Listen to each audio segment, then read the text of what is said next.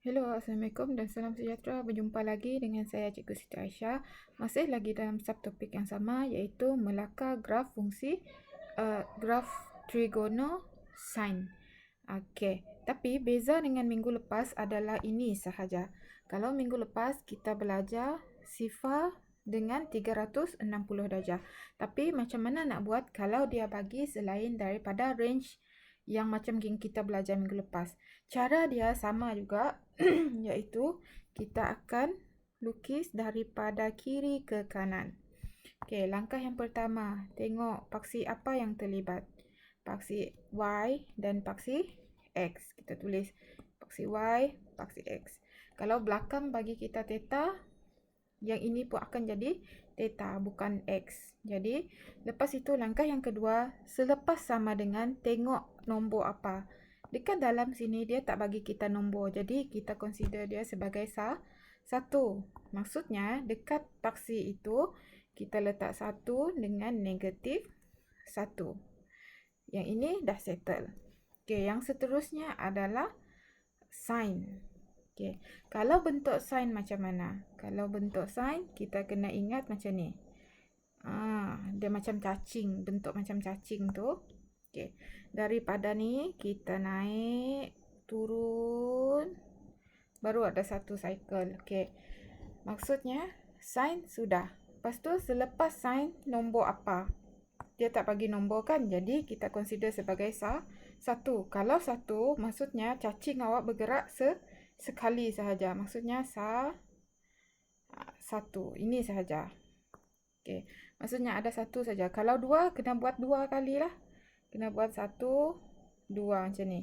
Kalau satu, sekali sahaja. Okey, dah sampai sini. Lepas tu barulah kita buat sengatan pada paksi X. Okey. Yang ini sifar, yang ini 90, yang ini 180, ini 270. Ini pula 360. Tapi dalam soalan kita dia hanya minta ini sahaja. Dia hanya minta 90 sampai 270. Jadi apa yang awak kena buat? Ni 90 kan? Okey. Awak naik atas 270. Cari 270 awak. Okey, bila dah jumpa, awak padamkan yang lebih-lebih ini. Cikgu terpadam pula tu. Awak padamkan yang lebih ini. Okey. Yang ini pun sama. Sebab dia nak 90 sampai 270 sahaja. Okey, boleh faham? Kalau dia bagi yang macam minggu lepas, dia bagi sini sifar, sini 360, baru kita buat penuh. Kalau tak, kita kena padam macam ni. Okey, cikgu bagi lagi satu contoh untuk awak. Okey, lakarkan graf Y sama dengan 2 sin theta bagi 90 darjah lebih kecil sama dengan theta, lebih kecil dan sama dengan 360 darjah. Berbeza dengan yang kita buat minggu lepas. Ini perbezaan dia. Untuk yang sin ini, persamaan ini sama sahaja. Jadi, buat dahulu persamaan. Lepas tu, ini yang kedua. Baru kita tengok range itu. Okey, untuk persamaan, kita buat persamaan dahulu. Okey, nak tengok apa dulu? Buat paksi. Paksi apa yang terlibat? Y dengan theta. Okey, buat paksi Y dan theta. Okey. Selepas itu, langkah nombor 2, tengok selepas sama dengan nombor apa. Dia bagi kita nombor 2. Maksudnya 1, 2. Bawah pun akan jadi negatif 1, negatif 2. Lepas tu, bila 2 dah settle, kita tengok nombor ataupun sin ke, cos ke atau tangent yang dia bagi. Dia bagi kita sin kan? Jadi, kita lukis sin. Okey, kita lukis sin. Okey, sekarang lepas sin ni, ada nombor tak? Dia tak bagi apa-apa nombor kan? Jadi, kita consider sebagai satu. Maksudnya, ada berapa cacing kamu? ada satu saja.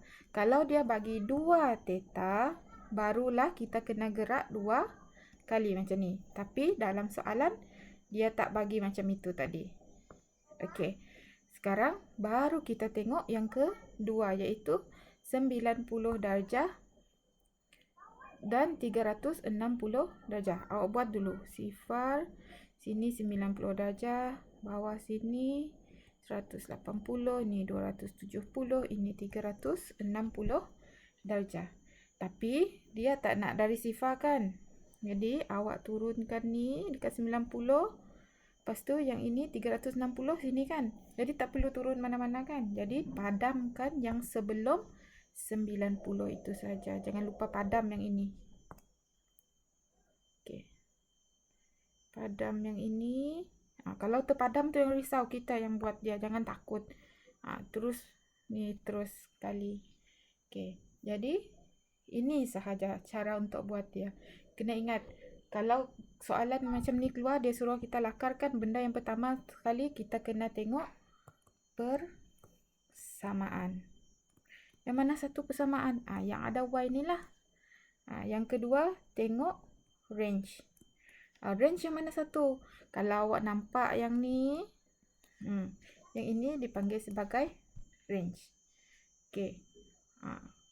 Cikgu harap lepas awak salin nota ni, awak boleh jawab soalan yang cikgu bagi dekat Google Site. Sekiranya masih lagi tak faham, awak boleh tanya cikgu sebelum cikgu masuk kepada graf trigono untuk cos dan tangent.